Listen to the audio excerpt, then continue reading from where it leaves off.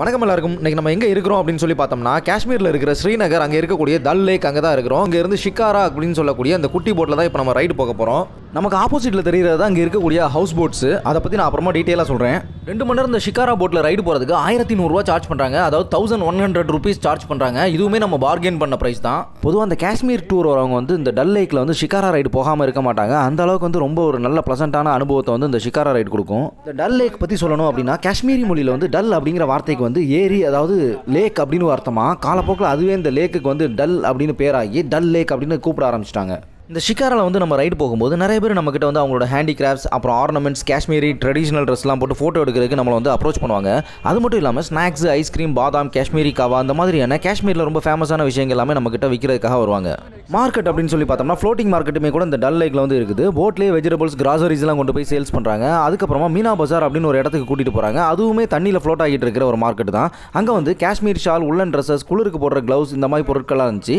அது போக winter wear, sweaters, அப்புறமா ட்ரை ஃப்ரூட்ஸ், நட்ஸ், ஸ்பைசஸ், காஷ்மீரில் ரொம்ப ஃபேமஸான சாஃப்ரான் அப்படின்னு சொல்லக்கூடிய குங்குமப்பூ, இந்த மாதிரியான பொருட்கள்லாம் நிறைய அந்த மார்க்கெட்டில் ரீசனபிள் ப்ரைஸில் வந்து வச்சுருந்தாங்க. ஃப்ளோட்டிங் போஸ்ட் ஆஃபீஸ், ஏடிஎம், ஸ்கூலுமே கூட இந்த டல் லேக் உள்ளே இருக்குது.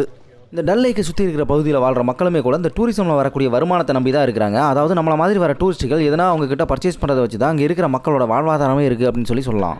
ஃப்ரெஷ்ஷான ஃபிஷ்ஷுக்காக இந்த ஏரியில் மீன் பிடிச்சி வியாபாரமும் பண்ணுறாங்க.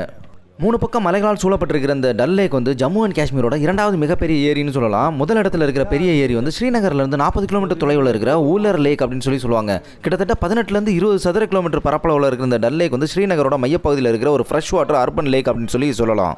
டல் லேக் வந்து இங்கே இருக்கிற காஷ்மீரி மக்கள் jewel in the crown of Kashmir அப்படின்னு சொல்கிறாங்க. அதாவது காஷ்மீரோட கிரீடத்தில் ஒரு ஆபரணம் அப்படின்னு அப்படியே மொழிபெயர்ப்பு பண்ணலாம். தமிழில் வந்து அழகுக்கு அழகு சேர்க்கிறது அப்படிங்கிற மாதிரி பொருள்படும்.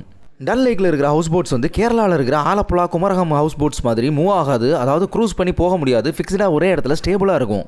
எதனால் அப்படின்னு இந்த டல் லேக்கில் இருக்கிற ஹவுஸ் போட்ஸோட வரலாறை பற்றி பார்த்தோம்னா, 19ஆம் நூற்றாண்டில் காஷ்மீரோட பியூட்டியை பார்த்து இங்கே வந்து யூரோப்பியன்ஸ் இங்கே நிலம் வாங்குறதுக்காக ரொம்பவுமே விருப்பப்பட்டாங்க. ஆனால் செக்ஷன் 370 அமலில் இருந்ததுனால காஷ்மீரில் வெளியாட்கள் வந்து நிலம் வாங்குறது தடை செய்யப்பட்டிருந்துச்சு. இந்த தடைக்கான ஒரு தீர்வாக தான் இங்கே வந்து ஐரோப்பியர்கள் இந்த ஹவுஸ் போட்ஸ் வந்து டல் லேக்கில் கட்டி அங்கேயே தங்கி இருந்தாங்க. அது இன்னைக்கு வரைக்குமே இந்த டல் லேக்கில் இருக்குது. இப்போது ஒரு நல்ல பிஸ்னஸாகவும் ஆகிருச்சு. யூரோப்பியன்ஸ் தங்குறதுக்காக கட்டினதுனால இந்த ஹவுஸ் போட்ஸ் வந்து ஃபிக்ஸ்டாக ஒரே இடத்துல ஸ்டேபிளாக இருக்கிற மாதிரி வடிவமைச்சிருந்தாங்க.